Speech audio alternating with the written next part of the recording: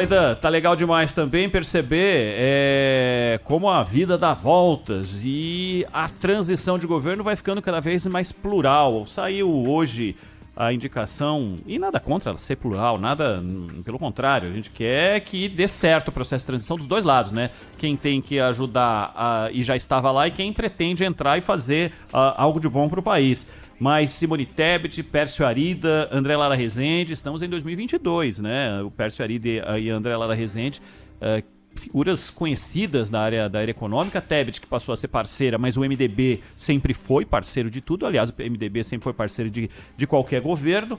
E vai se formando. O Boulos foi confirmado na equipe de transição. Tem gente de todas as frentes aí, viu, Zaidan? Pois é, e hoje o Boulos conversou com o José Luiz da Atena, aqui na Bandeirantes, no Manhã Bandeirantes, e ele disse uma coisa que, embora seja óbvia, é preciso dizer, né? Para as pessoas não confundirem equipe de transição com ministério. Estar na equipe de transição não é necessariamente qualquer sinal de que o sujeito estará no ministério. E sempre nessas equipes de transição, é bom lembrar que essa transição virou lei no governo Fernando Henrique. Finalzinho do governo Fernando Henrique, ele estabeleceu a transição como imposição legal. O Congresso aprovou, claro. Então, sempre nessas transições, você tem dois tipos de escolha. A escolha para dar prestígio à equipe e ao governo que está chegando, e a escolha para dar prestígio a quem foi indicado, um prestígio político. Olha só, está na equipe de transição e tal. E outros, como é o caso do Pércio Arida, isso é claro, o André Lara Rezende. É bom lembrar que esses caras estavam na gênese do Plano Real, né? Foram muito importantes, decisivos para a concepção ali do Plano Real, que foi a rigor ali, uma dolarização, sem que se desse esse nome, né? E sem cometer alguns erros que foram cometidos na Argentina e tal. Os preços ficaram muito altos, mas pararam de subir alucinadamente. E o efeito foi positivo, embora eles tenham estacionado, um pouco, quase isso, né? Porque sempre havia movimentos, claro, de mercado, mas eles passaram a ter ali um nível estável. E antes era aquela sequência de elevações alucinadas, né? E todo e qualquer plano que foi feito para derrubar a inflação fracassou miseravelmente, e o real não. Isso já havia sido feito pelo Domingo Cavalo na Argentina, aqueles aperfeiçoaram um pouco e tal. E tem até aquela história do Brizola, né, falando pro Fernando Henrique, que o Fernando Henrique fala, esse plano veio de longe. Aí o Brizola fala, veio da Argentina, né? Porque tinha ali, mais umas adaptações e tal. E eles ganharam muito prestígio, Pércio Arida e André Lara Rezende, porque finalmente alguém conseguiu deter aquela sequência inflacionária alucinada. E esse prestígio se mantém, né? Então, eles dão prestígio não só à equipe de transição, pelo nível de entendimento que tem, então eles sabem interpretar dados do Ministério da Economia. Não é uma interpretação básica, é uma interpretação profunda. Fazer projeções a partir dos dados que eles recebem do Ministério da Economia. E dão prestígio à equipe e, claro, ao novo governo. Já no caso da Simone Tebet, é mais dar prestígio para a Simone Tebet. É dizer, olha, ela foi importante na campanha e tal, então está aqui. A Simone Tebet está sem mandato, ficará, né? A partir de fevereiro, sem mandato.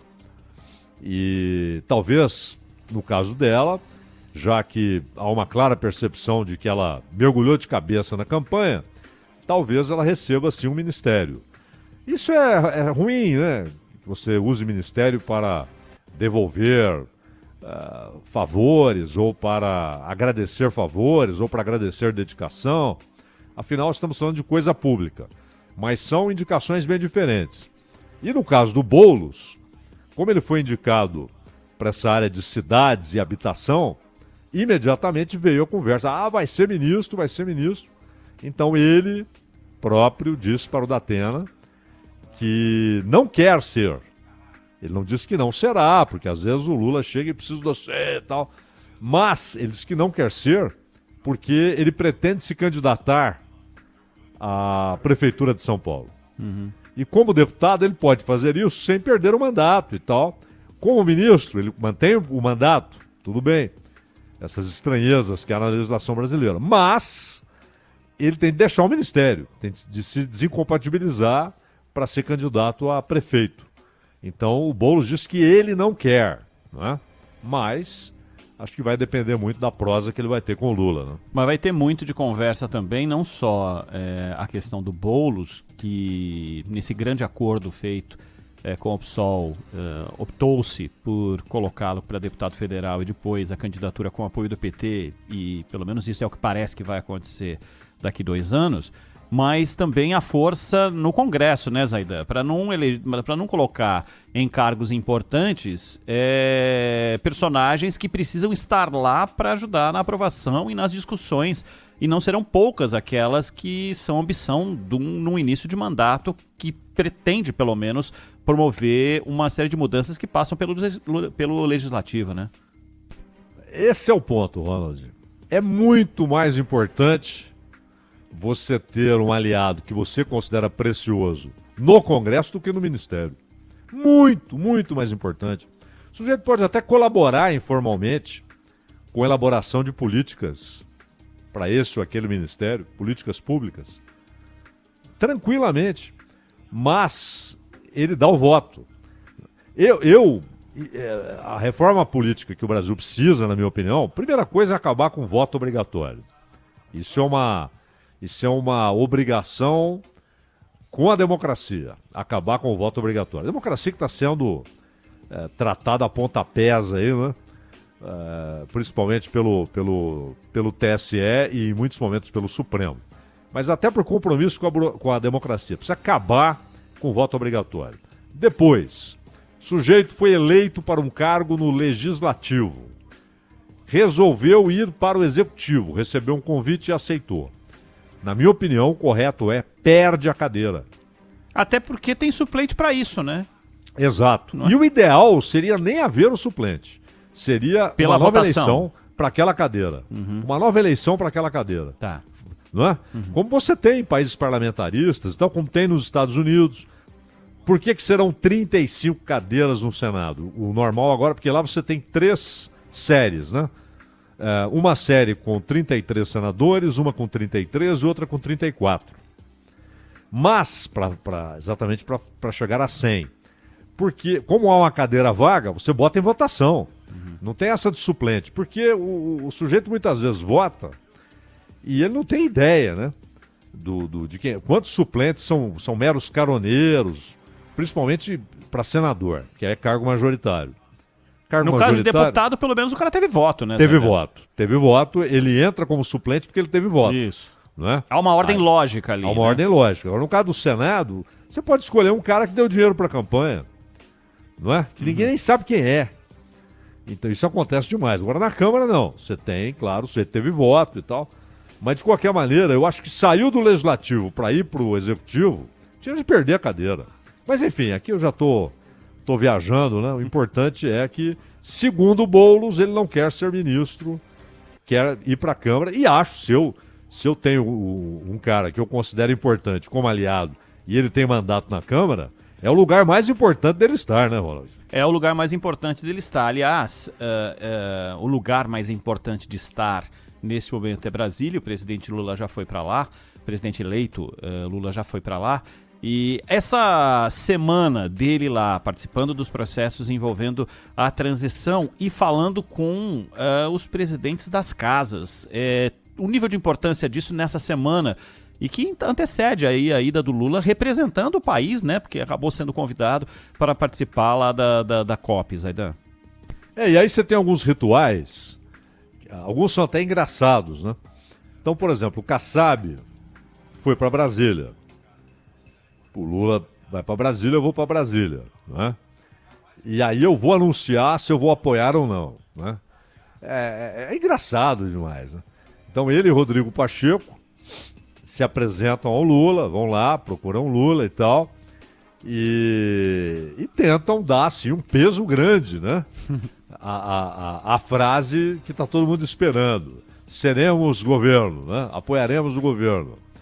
Tanto que o Kassab já fez indicação para o Conselho Político, o Conselhão já fez indicação, e vai ter representante na equipe de transição. Aí entra a cota de agradar o sujeito. MDB também. Então, coloca alguém lá, olha aqui, tem gente do MDB, tem gente do PSD. Então, todo mundo sabia. O Kassab, que chegou a dizer para o Ciro Gomes, se você chegar aos 15%, nós vamos te apoiar. Que apoiou o Tarcísio em São Paulo e apoiou o Calil, aliás, o Calil é do PSD, em Minas. O Kassab, pelo menos, é sincero, né? Porque ele é aquele cara que falou, nós não somos direita, nem esquerda, nem centro, né? E abominamos essas conversas. Isso aí não nos interessa. Queremos saber de pragmatismo. Então ele está lá apoiando. E outra cena que me parece engraçada, Ronald, porque você imagina, por exemplo, o Macri volta à presidência argentina. Uhum. Seria necessário, nessa situação, se ele ganhar, será necessário o Partido Justicialista, partido que é o peronismo, né? Anunciar oficialmente que é oposição? Ou nós somos oposição ao Macri? Não, é ridículo. Né? É necessário o Partido Republicano anunciar que é oposição ao Biden? Ou o Partido Democrata precisava ter anunciado que era oposição ao Trump? Não, isso é lógica, ninguém nem pergunta, né? É claro que é oposição. Mas hoje o Valdemar Costa Neto apareceu para dizer que será oposição, né? Não deveria nem ser necessário, porque afinal é o partido pelo qual concorreu o Bolsonaro. No entanto, por incrível que pareça, sendo o PL e sendo o Valdemar, eu acho importante o anúncio, né?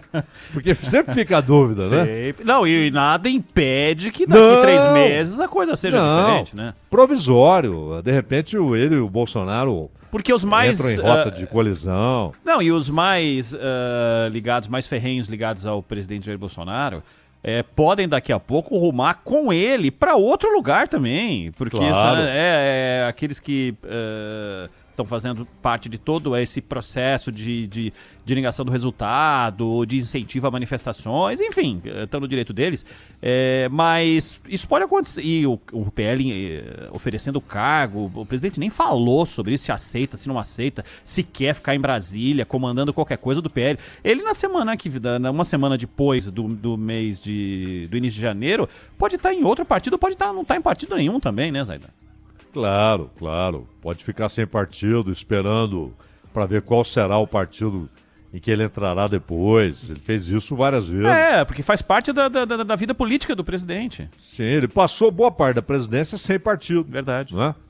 Agora, então, e aí se acontece uma coisa dessa, a possibilidade do Valdemar e o PL passarem para o lado do PT, apoiarem o governo do Lula, é gigantesca. Como ele era antes, ele era aliado forte, com influência, com cargos no governo do Lula.